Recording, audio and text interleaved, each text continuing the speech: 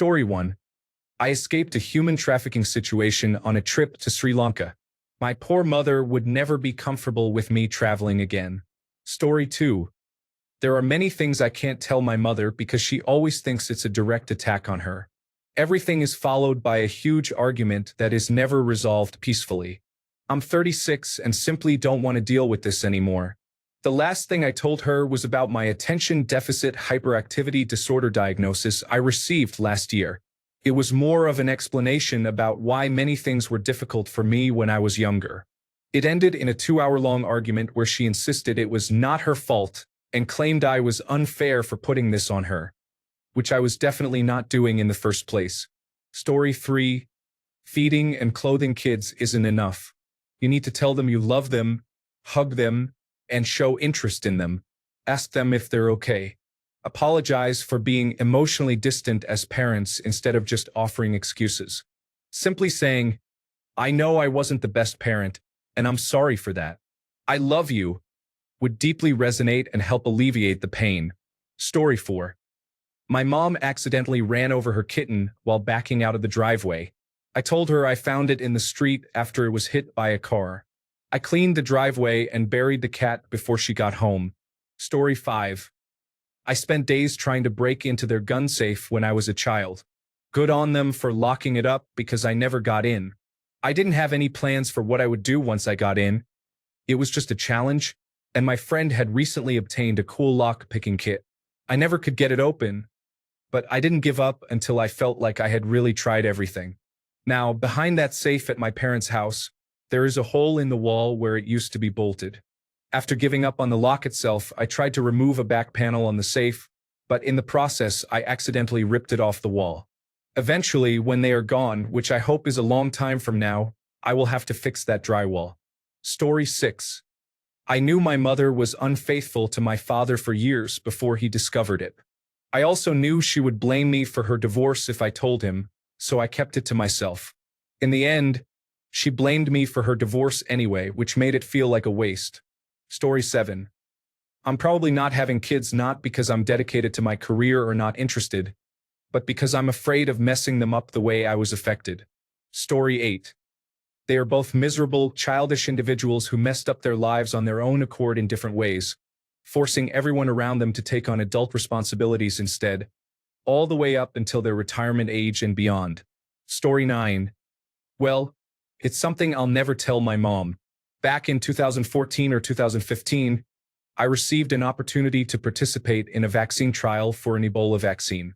I remember asking my mom for advice, and she emphatically told me not to do it. She advised that if I did participate, I shouldn't visit any relatives. I considered her advice, but then I looked at the amount of money they were offering, about $2,500, and decided to go ahead with it. I received the shot, had a fever for 24 hours, and then attended follow-up appointments for a year. She never found out. I never discovered the results of the trial. I looked into it, but couldn't find any information. The clinic was supposed to share the results, but they haven't responded to my requests for information. It was so long ago that I don't think it matters anymore. Story 10. I had a miscarriage and experienced a cancer scare. I wanted to address it with my husband and a few close friends, but telling my mother or any family member would have added unnecessary stress to the situation. They are great, but I knew they would want to help and send articles and tips, which I didn't want at the time. Now, years later, they would be absolutely heartbroken if they found out we kept this from them. Story 11. The things my mother did have affected me more than anyone realizes. Thankfully, my parents and sister have become better people, but since I appear fine, they believe it does not affect me and that we have collectively moved past it. I do not see the point in bringing it up anymore. My mother would not take kindly to admitting any wrongdoing, and my sister seems to believe that I am perfectly normal and fine. She thinks I cannot possibly have trauma because my experiences did not seem all that bad from her perspective. Story 12. How much my childhood affected me. I always try to soften it slightly. My dad caused a lot of trauma in me, but I could never bring myself to tell him the damage it has done. He was just an angry man who I have grown closer to as a friend, more than as a parent, as we have aged. Story 13. That one time I was rushed to the hospital wasn't due to food poisoning. It was because I smoked from a bong after cleaning it with nail polish remover. Story 14. I never graduated from college. I dropped out one class short. I even participated in my graduation ceremony but was supposed to finish the last class over the summer. Depression and anxiety overwhelmed me, and I never completed it. I worked for a while as an office manager, and then my partner received a great job offer, so we moved, and I never worked again. Life turned out great. We are now wealthy and living in the place I always dreamed of. But it's still my biggest regret that I didn't pass organic chemistry 30 years ago. Story 15. I don't promote my mom's self-written and published autobiography on social media, not because I'm not active online, but because I dislike her book. She grew up facing many challenges, and I give her grace for that. She was just surviving much of the time. However, her book is focused on healing, growing, and empowering young women. Where was that support when I was a teenager in and out of mental hospitals? When I attempted to take my own life at 17? Instead of receiving understanding, I faced anger from her, while she appears online as an influencer preaching positivity. So no, I am not helping you promote your book. Story 16.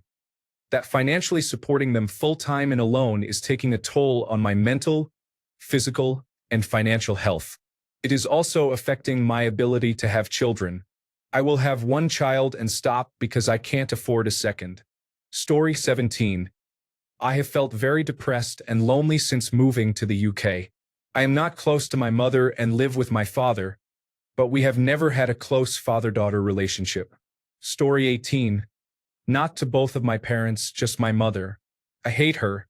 She is a bad person deep in her soul, and that is why dogs don't like her. Not because they are all mean.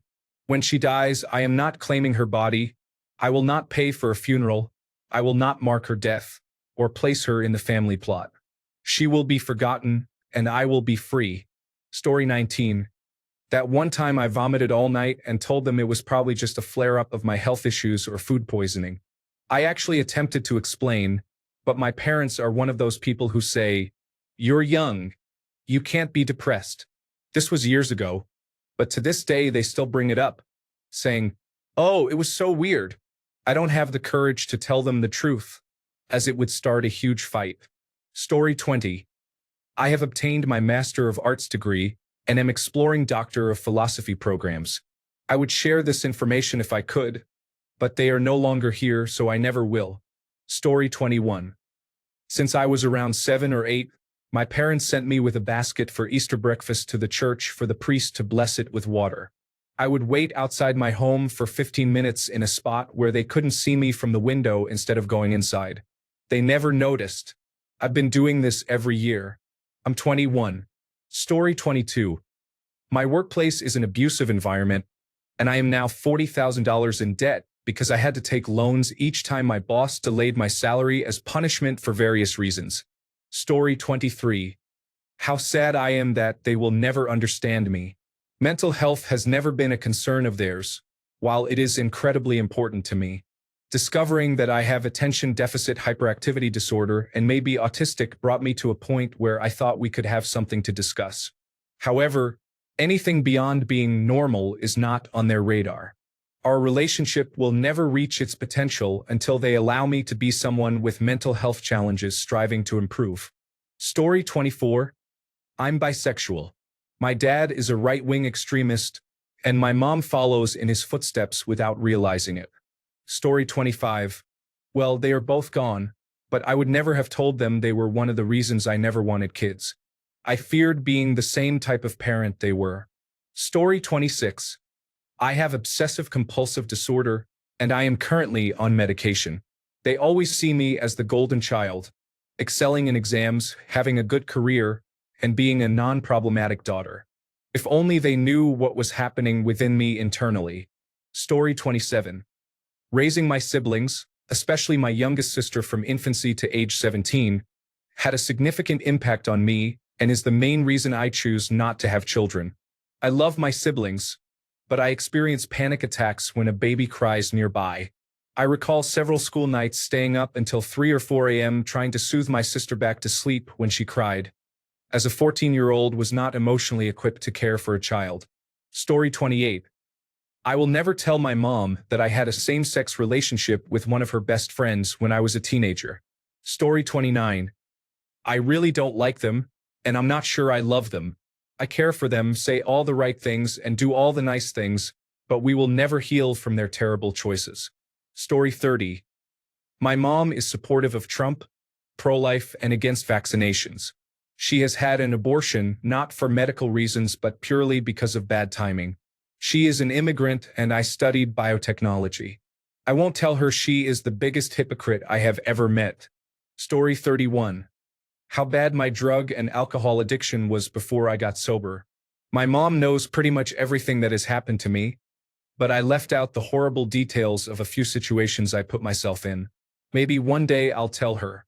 But I broke her heart enough by the things she is aware of. Story 32. I miss them, and I would love to hear their voices. A connection to my past that is gone. I wish I could hug them. Story 33. Nothing really. They have always been there to listen.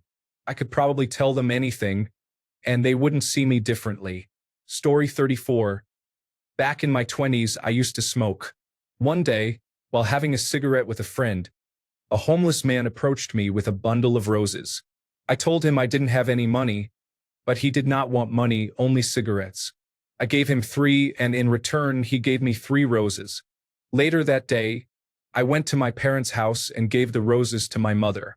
She swooned, but I will never tell her they came from a homeless man and that I paid for them with cigarettes. Story 35. His parenting techniques during my early childhood harmed me in significant ways. Considering how he has always been there for me since then, it seems unnecessarily cruel. The man is my rock, and I couldn't ask for a better father. Story 36. I want to encourage my father to seek therapy. He has the emotional maturity of a small seed, and as much as he avoids getting help, he will only continue to struggle. I also want to suggest that he consider ending his relationship with my mother. They are staying together for my sister and me, but I worry that they are not truly happy. Story 37. I experienced sexual assault at 17 and became pregnant as a result. My boyfriend's parents assisted me in obtaining an abortion. I feared that my parents, who hold strong Republican and Christian beliefs, would disown me if they found out. Story 38.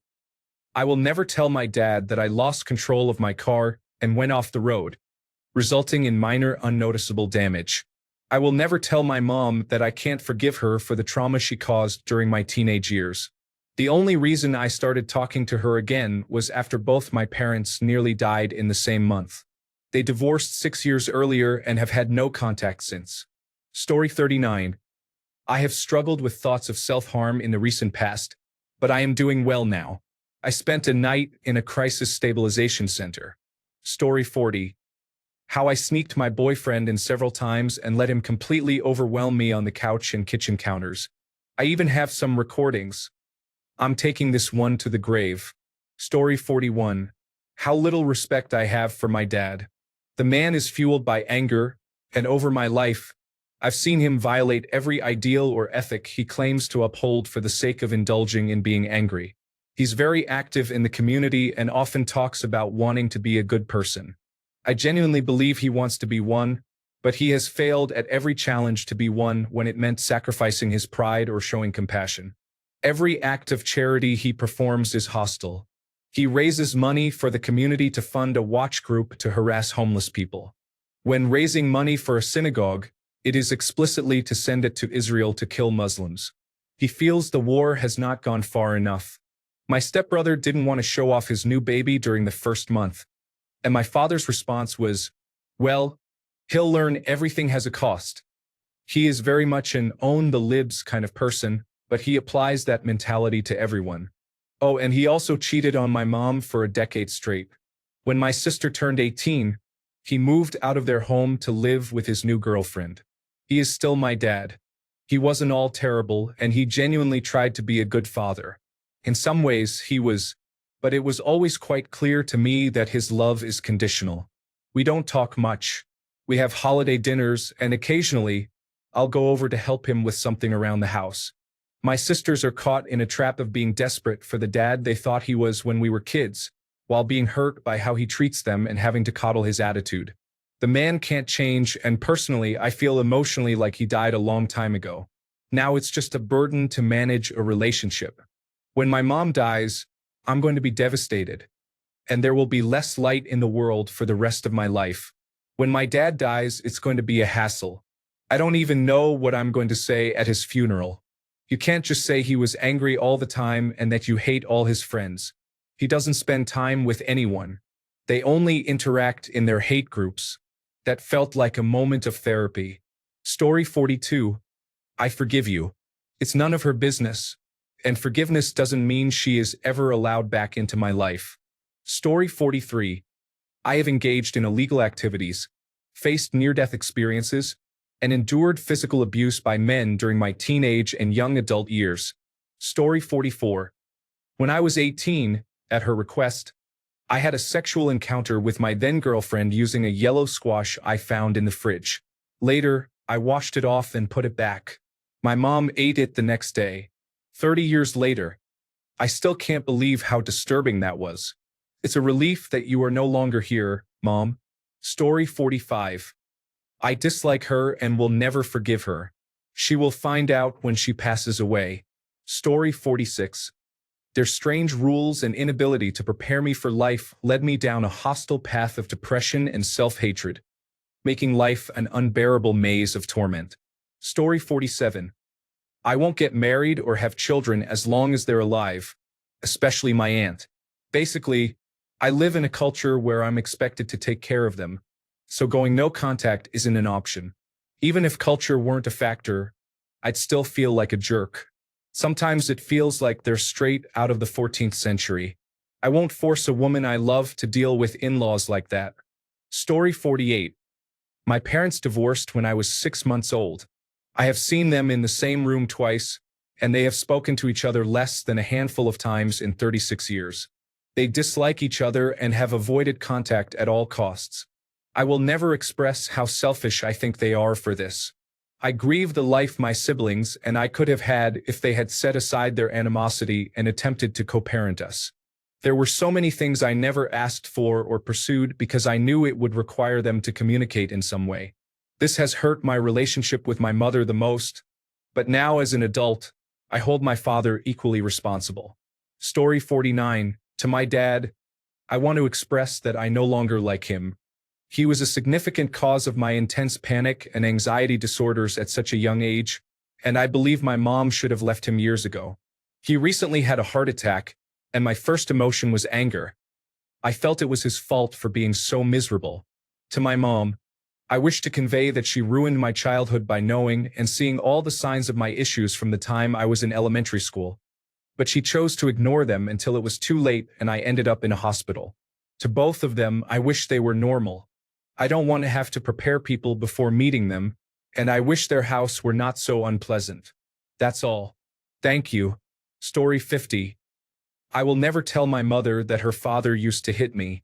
My sister and I disliked being sent to our grandparents during the holidays. My grandfather would punch me, regardless of how much I asked him to stop. I complained to my grandmother, and she said he couldn't help it because he had post-traumatic stress disorder. It only stopped when I grew big enough to hit back, and I only had to do it once. Story 51. That she is a big part of why I never had children. I couldn't handle the fact that she would try to indoctrinate them into a belief system against my wishes. I know she would do this because she advised her friends with non-religious children to try to convert their grandchildren against their parents' wishes. I hated the idea of never being able to leave my children alone with their grandmother. Story 52. The karate lessons have come in handy after 10 years of being dragged out of the house for Monday to Friday lessons that I absolutely hated. As a girl who just graduated college and worked at a busy bar, I never worried about my ability to defend myself. I once went toe-to-toe with a busser who thought my friend stole some money from him. He lunged at me and my training kicked in. I sidestepped and kicked him behind the knees before running away. That night at work, his friends tried to attack me, but they couldn't even get a hit in. They did pull my hair, though. The number one lesson: run. Story 53. Two things really, one more serious than the other. I will never tell her that I have been assaulted. It would break her in a way that I don't think she would recover from. I am okay. I am doing therapy, and I have a wonderful partner now who helps. The less serious part is that the reason I can hold my alcohol like she can is that I used to sneak drinks of hers when I was a teenager. I always blamed it on my sister, who was also doing the same thing. Story 54. I know the only reason my mom got pregnant with me was to get some of the attention given to her sisters-in-law because they were pregnant. I'm thankful every day for her parents who loved and raised me and taught me what being a parent and then a grandparent means. The only reason I speak to her is because of them. She and my dad may have tried to break me and blame me for everything, but I now know that they were the problem. I have broken the cycle. My children love me and want to be around me, and my grandchildren are the best parts of my life. I have succeeded in spite of them. Story 55. Anything I say to my parents will be immediately passed on to their friends along with additional details they have made up, so I tell them as little as possible. Story 56. Just because I pretend to be all right doesn't mean I am. I've just gotten really good at hiding it to prevent feeling guilty. Story 57. Back in 2021, there was still COVID-19, and I had a science test on Friday. I didn't study at all, so I pretended to be sick after having smoked before my mom woke up. Turned out I actually had COVID-19 and stayed home for 3 weeks. Story 58. I had to go to jail for 4 days for driving under the influence. I lived in a different city at the time. I managed to keep the entire situation from them somehow. Story 59. I found my mother's best friend from the Air Force. I could reunite them, but she separated us from our father and never gave us a chance to meet him. Story 60. I didn't mind when they would kiss in the kitchen. I always pretended to be disgusted, but deep down, I knew it was special and I loved them for it. Story 61. I will never tell my mother I love her again after she chose her abusive boyfriend over a relationship with her only daughter. Story 62. I am an atheist and do not believe in their God. This is mainly for my mom. She lives her religion in a beautiful way, and I know she would be hurt. However, she does not impose her beliefs on me or my sister. I have accepted that some things are better left unspoken. I do not feel the need to voice my beliefs, just as her relationship with God is sacred and personal. My truth is for me, and I am okay with not trying to convince her. Story 63. They do not know me as a person and do not really care about what is important to me, what I like, and what I enjoy. I understand this may sound contradictory, but they are also very sensitive and introverted. They have not built a solid social circle outside of their children and family, so hearing something like this from their daughter would likely hurt. I am bisexual, and they do not even want to meet the woman I have been dating for 6 years. They have never shown any interest in my hobbies. For example, I am not overly feminine and usually dress in black, yet they gave me a heart-shaped, flowery necklace for Christmas. The reality is my brother and I are the only people they have, and they still expect everything from us, regardless of the circumstances. Story 64. Telling your children, I'm sorry I wasn't the perfect parent, while they are trying to express their emotions is not an excuse to avoid change. Story 65. I had a friends with benefits relationship with a woman who was the same age as my mother.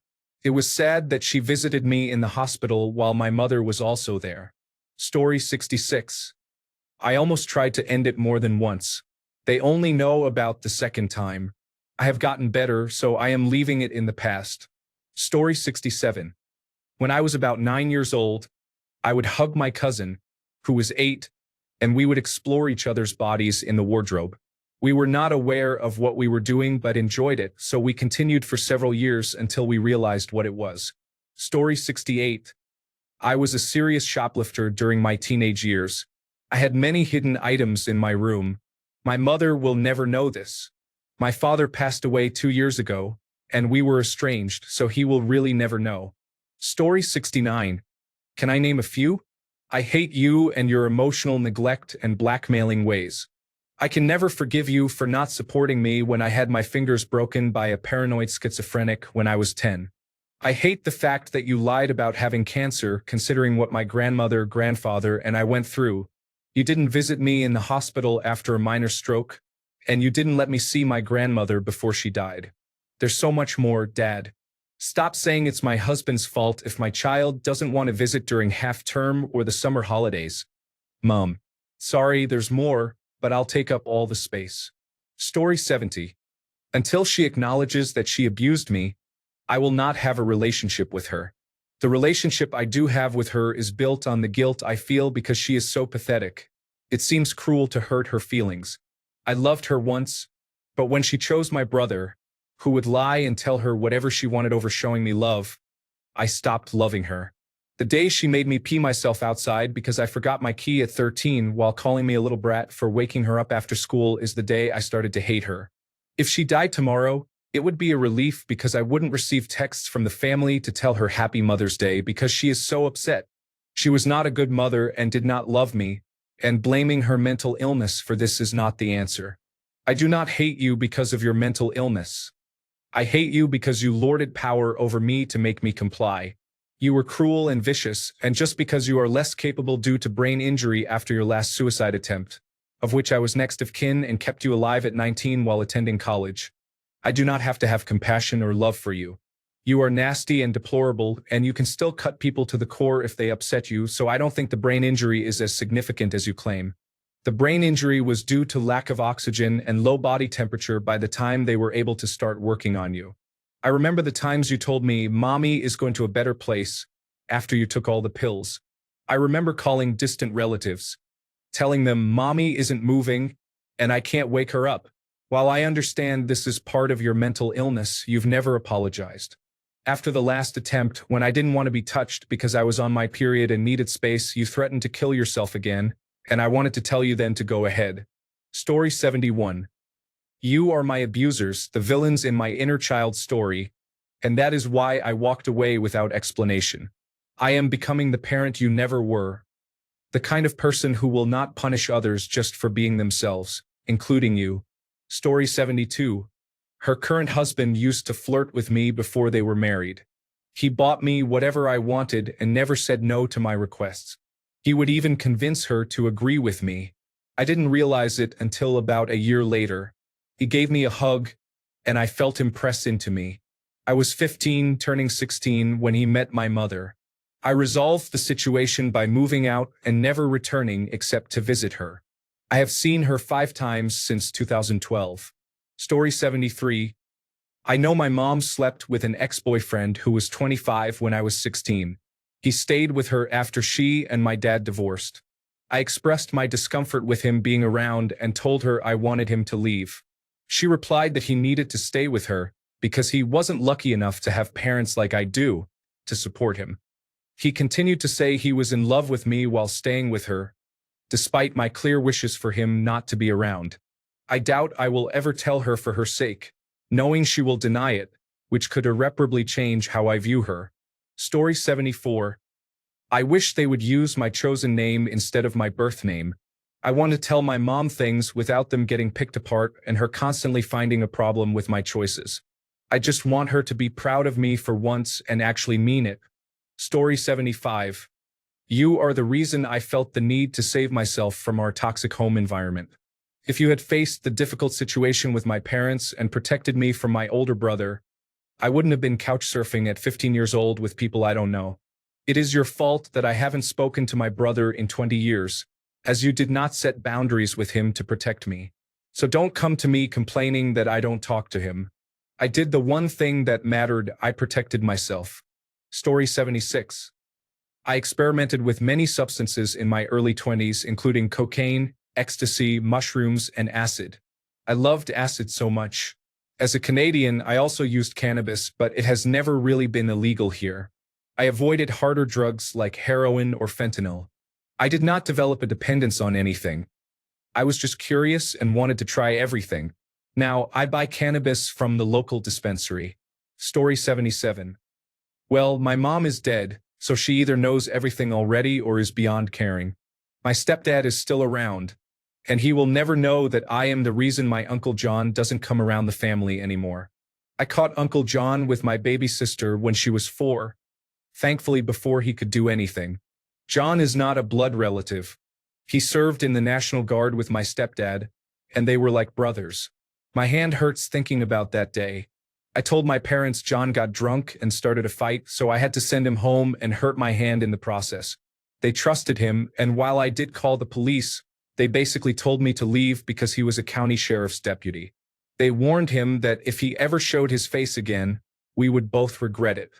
I know that if my parents found out when they trusted him and allowed him around as kids, it would have destroyed them. Story 78. They used to tell me to stop using screens so much because it would harm my brain and eyesight. Now they are on their devices for hours and believe everything that appears on their feed, and I am certain it has negatively affected their minds. They spend at least 6 hours every day on Facebook or other platforms. Now I am the one telling them to get off those distractions. Story 79. I could have been much more successful if I had received treatment for my depression and anxiety instead of being yelled at or dismissed every time I expressed an emotion that annoyed others. Story 80. I tell my parents nothing. I learned by age 6 that adults could not be trusted and parents would stab you in the back at the first chance they get. Story 81.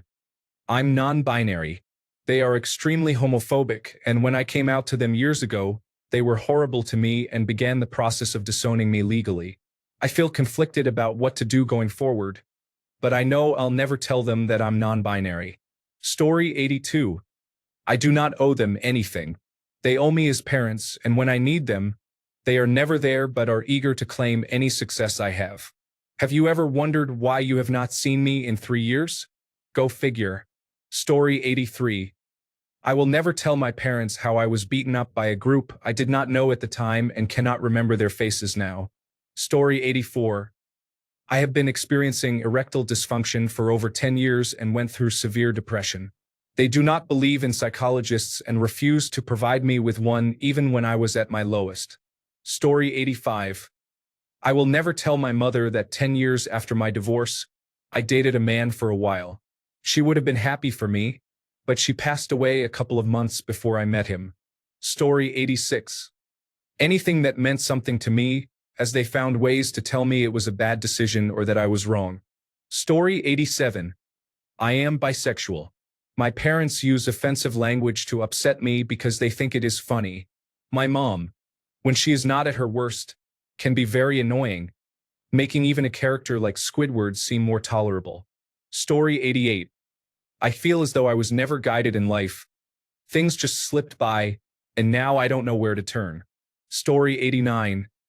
Even though I said I was better, I still wish my suicide attempt 15 years ago had been successful. I wouldn't try it again for many reasons, but it would have been better if I had just died then. Story 90. My mother is elderly, and explaining to her why I left the relationship would be cruel and pointless at this time.